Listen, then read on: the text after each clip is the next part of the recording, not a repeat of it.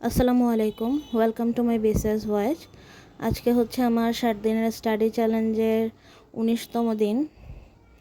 আর এই দিনটা ছিল বৃহস্পতিবার।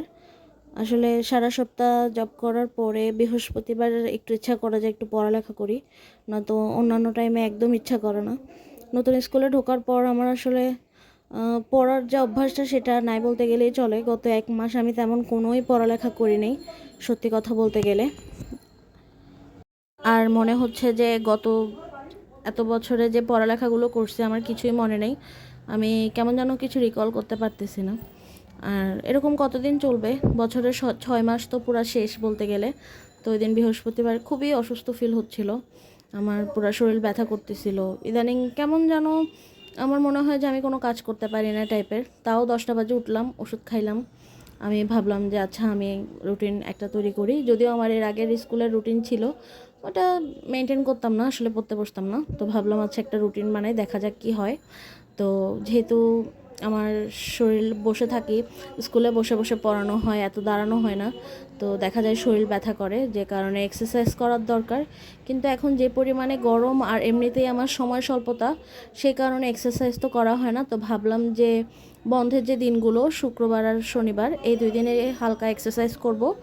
আর টিউশন স্কুল মিলাই হাতে একটা বেশি সময় থাকে না কাজের দিনগুলোতে। তো ভাবলাম কোনো রকম আমি জাস্ট 4 ঘন্টার মতো পড়ার টাইম বের করতে পারছি কাজের দিনগুলোতে, মানে রবিবার থেকে বৃহস্পতিবার। আর যে কয়দিন বন্ধ থাকে, যে 2 দিন বন্ধ থাকে, ওই 2 দিনে আমি ঠিক করছি 6 থেকে 7 ঘন্টা পড়ালেখা করব। 6 থেকে 7 ঘন্টা না পারলেও অন্তত 4-5 ঘন্টা প্রতিদিন পড়ার ট্রাই করব।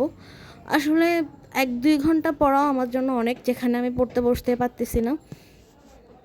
তো এই তো, আর ঠিক করছি যে একটু রেগুলার হওয়ার চেষ্টা করব। আমার কনসিস্টেন্সিটা একদমই নাই, ওটার দরকার আছে এই কারণে।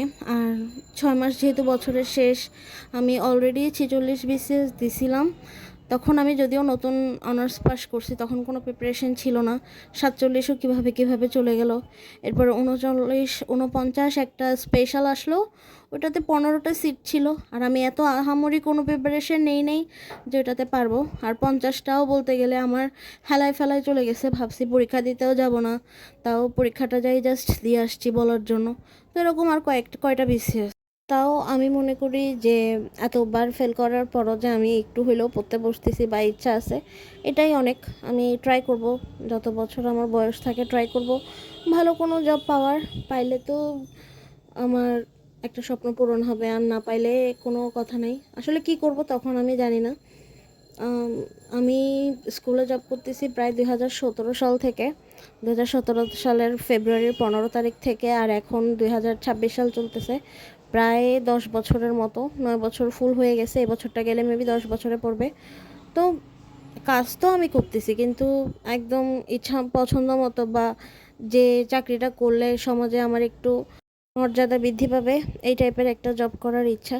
যদিও আমি এখন যে স্কুলটাতে কাজ করতেছি এটার আমার এলাকায় খুবই নামডাক, কিন্তু আমার কেন যেন ভালো লাগতেছে না তেমন একটা।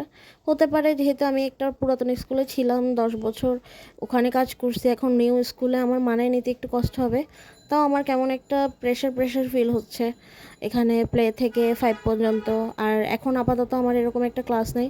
আগে আমি ফুল বিজি থাকতাম, তাও আমার এত কষ্ট হতো না। এখন যতটা আমি অন্য কারো ক্লাসে হেল্প করে যতটা খারাপ ফিল করতেছি আর কি। আমি ঠিক করছি 6 মাসের মতো এখানে থাকবো, এরপরে এখানে আর কন্টিনিউ করব না। জানি না সামনের দিনগুলোতে কি আছে, আমার পছন্দ মতো কোনো জব পাবো কি পাবো না, শেষমেশ সাকসেসফুল হব কি হব না।